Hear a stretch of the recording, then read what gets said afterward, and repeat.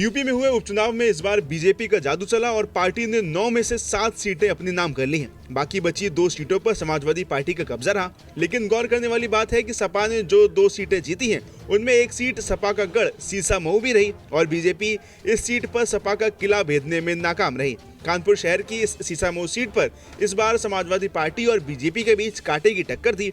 BJP के सुरेश अवस्थी सपा की गढ़ कही जाने वाली इस सीट पर कमल नहीं खिला सके और जेल में बंद पूर्व विधायक इरफान सोलंकी की पत्नी नसीम सोलंकी ने सीसामऊ सीट पर जीत दर्ज कर परिवार और पार्टी का कब्जा बरकरार रखा है। गौरतलब है कि सीसामऊ सीट पर बीजेपी 28 साल के सूखे को खत्म कर कमल खिलाना चाहती थी, लेकिन मुस्लिम बाहुल इस सीट पर सोलंकी परिवार की बहू की भी कड़ी परीक्षा थी।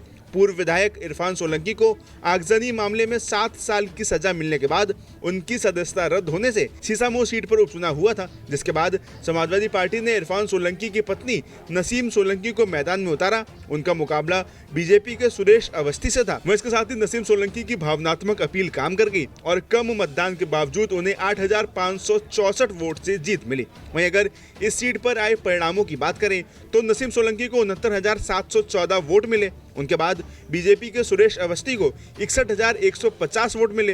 वहीं इसके बाद बसपा इस सीट पर तीसरे स्थान पर रही और बसपा के वीरेंद्र कुमार को 1,410 वोट ही मिल सके। वहीं इसी के साथ नसीम सोलंकी की जीत इसलिए और खास रही क्योंकि सीसामऊ के सबसे बड़े मतदान केंद्र जीआईसी में स्थित बूथ 52 में नसीम को यानी सपा को 100% वोट मिले। यहाँ कुल 1,037 मतदाता थे, जिनमें से 361 ने मतदान किया था। नसीम को इस बूथ पर सभी 361 वोट मिले हैं।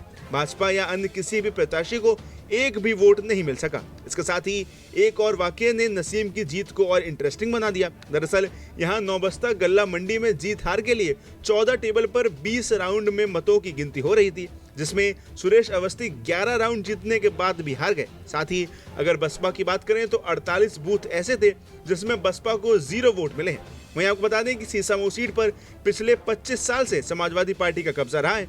ये सीट दोनों ही पार्टियों के लिए कितनी अहम है, इसका अंदाजा इस बात से लगाया जा सकता है कि खुद मुख्यमंत्री योगी आदित्यनाथ के साथ दोनों डिप्टी सीएम केशव प्रसाद मौर्य और ब्रजेश पाठक के अलावा समाजवादी पार्टी की तरफ से अखिलेश यादव, डिंपल यादव, शिवपाल यादव जैसे दिग्गजों ने भी चुनाव प्रचार किया था।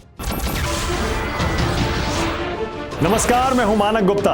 अगर आपको हमारा ये वीडियो पसंद आया हो तो इसे लाइक और शेयर जरूर करें और हाँ, हमें सब्सक्राइब और फॉलो करना ना भूलें ताकि आप देश और दुनिया की कोई खबर मिस ना करें।